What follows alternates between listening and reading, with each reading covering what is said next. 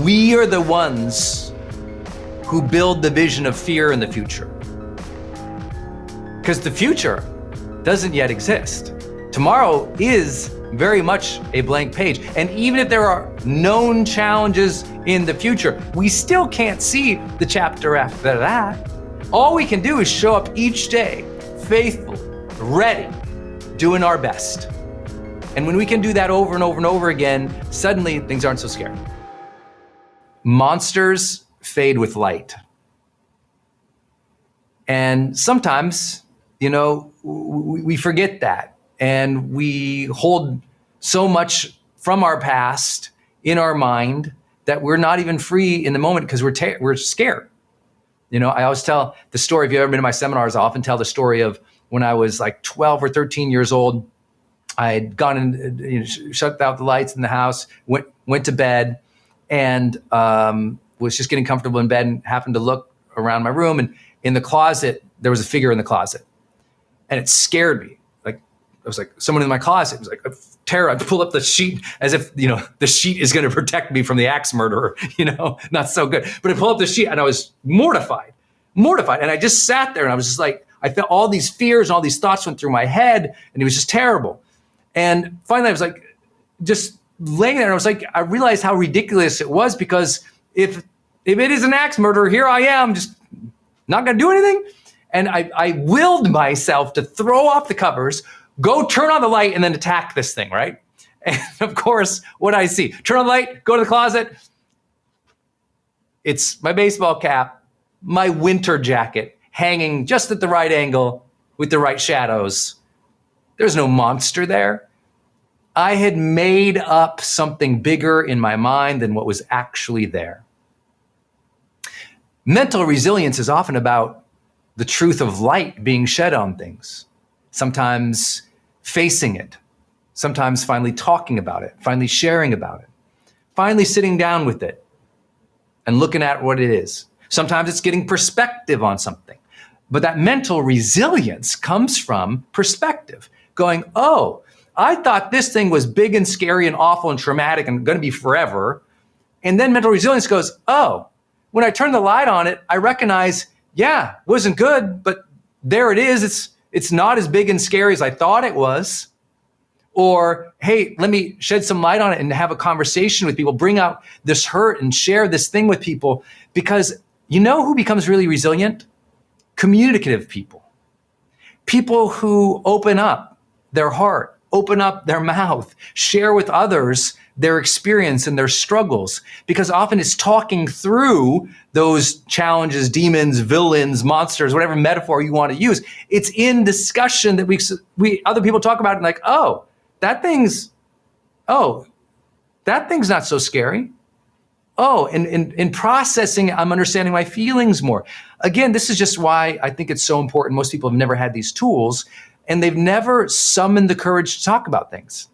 But the people I follow on online, as an example, the influencers who really inspire me, they're often like, here's what I'm going through. They're sharing their struggles, and not as an act to get more likes or followers, but because we know in expression, we discover emotion. We discover that in expression, we can find empathy for our own voice and receive it from others. In expression, we can realize that this thing doesn't have control of us. We get to communicate its meaning. We get to communicate what it is and what it is not in expression. And so I say, monsters often fade with light. I was telling people, don't forget that the light in a dark room only exists because of the dark. But that light grows as you open that door a little bit more. And you're not so closed anymore. And people fail to realize and go this deep on resilience. Most people are like just mental toughness. And I'm like, yeah, how about we start with, instead of mental toughness, we start with emotional openness. Because if we start with emotional openness, when we open that door a little bit to our truth, to our real thoughts, our real feelings, our real desires, our real needs, when we open the door just a little bit more, that light comes in a little bit more. And the more open we learn to be emotionally, mentally, spiritually, the more we tend to notice the light of the world. When we close down and shut within and we obsess about and stay static, frozen about the monsters, that's a long, dark night of the soul. So I want to remind you, you can open up again.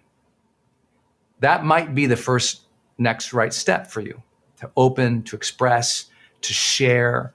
Even if that just means you sit down with your own journal and acknowledge it and write it down. This doesn't mean you need to go do Instagram posts. What it means is sometimes literally just writing about it can help you activate a different part of your mind, can help you gain control over it by giving it voice. These are skills, right? These are skills. And the skill of expression, whether it's self-expression in your journal, or you talk to your phone and record it, or you share something with your lover or your partner at dinner, or you go to a group, you meet new people. This is powerful stuff. This is really powerful stuff. And I really want to encourage you to think about, like, wow, have I been as resilient as I wanted to? Have I been,